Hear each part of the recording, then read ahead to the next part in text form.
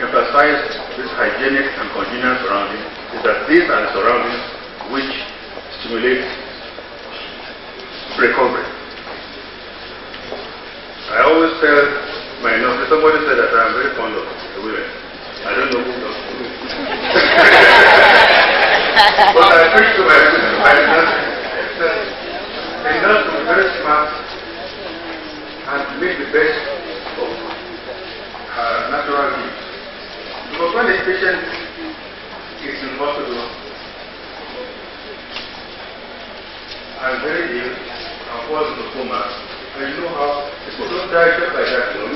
When you watch the cinema, you think as soon as you hit the population with a gun, you think it's dead. It's not. It's not dead. He's shocked, goes into shock, 2 minutes to recover. And when the patient is very ill, goes to the coma.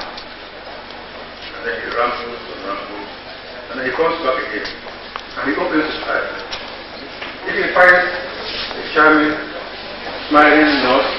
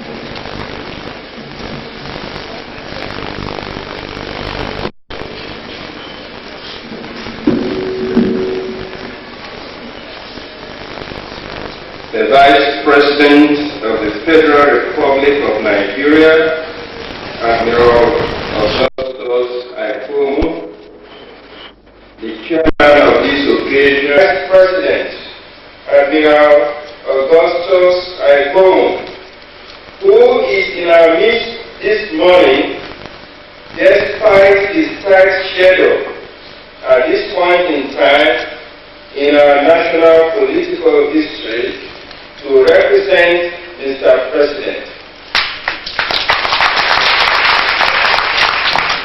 The Chief of State which is being steered by Mr. President, is nearing its destination and requires full concentration and total devotion to birth safely. Nevertheless, his presence today, ably represented by the Vice President, is a demonstration of his affection for the people of Lagos State and indeed his unwavering commitment to health for all by the year 2000.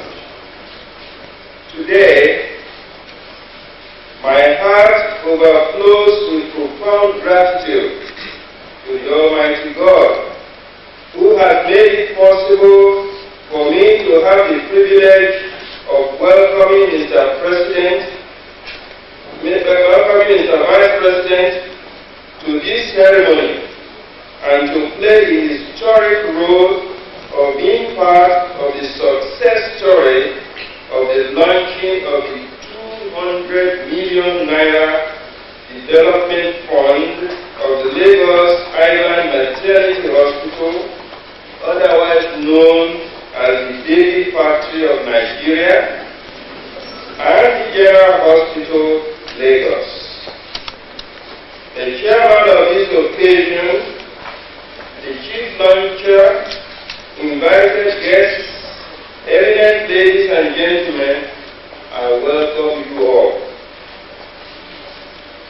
From the faces of the special guest of honor, the chairman of the occasion, the chief launcher's chairman wife, and the dignitaries here present, I perceive the radiant glow of healthy living, a physical demonstration of our conviction that this is truly a worthy cause. I am particularly delighted that this eminent gathering is binded by that common goal, the goal of health for all. And we in Lagos State could not find a better avenue to express our concern for the health of our people than to launch this 200 million naira development fund for the Lagos Island Maternity Hospital and the General Hospital, Lagos, which have, over the years, deteriorated in their healthcare delivery capabilities. Lagos State occupies a unique position as one of the nation's great industrial centers, a seaport city, and until very recently, the federal capital of Nigeria. The problems that we face in healthcare delivery to the people is, therefore, unique. First and foremost, Lagos has one of the largest urban population growth rates, not only in the country, but in the whole world, with a high degree of migration from our rural to the urban areas in the past 3 decades.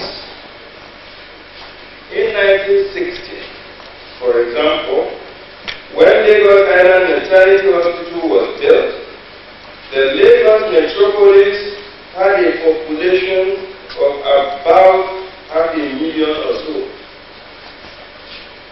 Today, this figure has swelled several-fold. Hence, it would be understandable if our healthcare delivery system sometimes appears to be cracking at the seams. In fact, it is due to the great efforts of our health workers, bureaucrats, medical and paramedical personnel that we have been able to keep the system going. Attempts have been made to reduce the overutilization of these two institutions by building new satellite health institutions all around Lagos. This has helped to some extent. But the uniqueness of these two health institutions and the aspirations of the people they hold in the minds of the users have not helped in reducing the workload being borne by them. The facilities are being overstretched, both in terms of the physical structure and the equipment.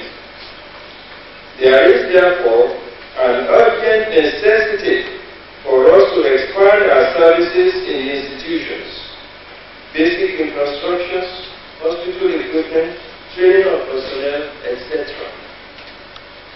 Mr. Vice President, sir, the chairman of this occasion, the chief manager, invited guests, the history of these two hospitals have no doubt contributed to their symbolic ways of operation.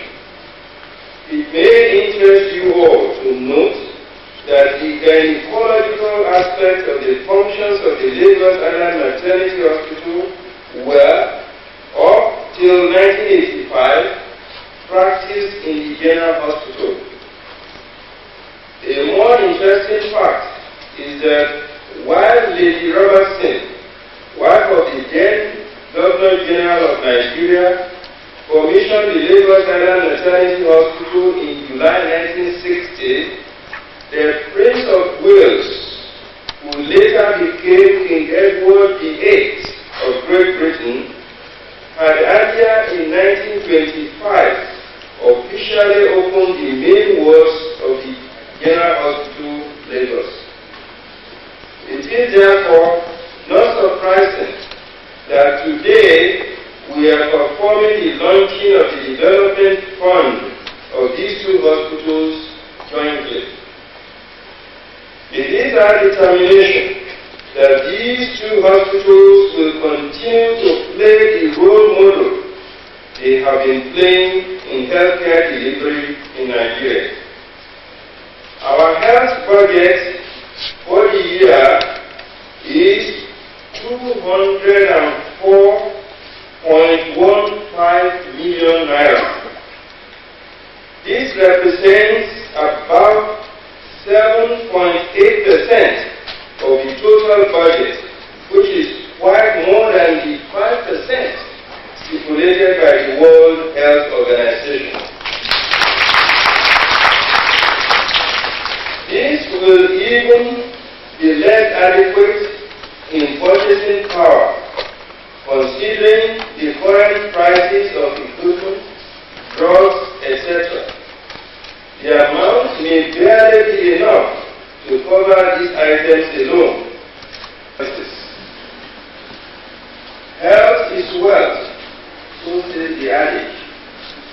And it is this that propelled me in my maiden address to the people of Lagos State on Thursday, the 2nd day of January 1992, to state that this administration wants, I quote, wants to govern healthy living bodies and not the living dead. The demonstration of which the citizens, as far as the government of Lagos State is concerned, the President, Commander-in-Chief, as the #1 citizen of this country, is the nation's chief physician, and we are his patients.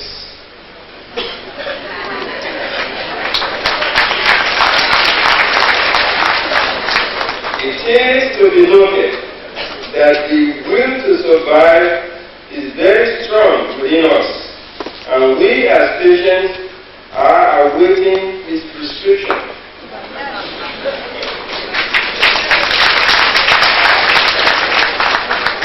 Government, no doubt, has enormous responsibilities, and with its limited resources, which is being shared amongst its many services, will have no other option than to go public.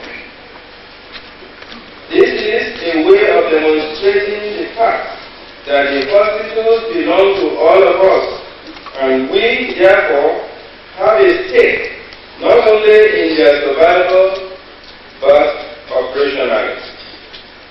Man is so dynamic in nature, and by an intelligent and purposeful application of the exertions of his body and mind, he can perform wonders for the survival of mankind. We in Lagos State want to contribute our quota for the survival of mankind. We are determined to accomplish this great task because we strongly believe that the healthier a body is, and by extension, the more educated, the greater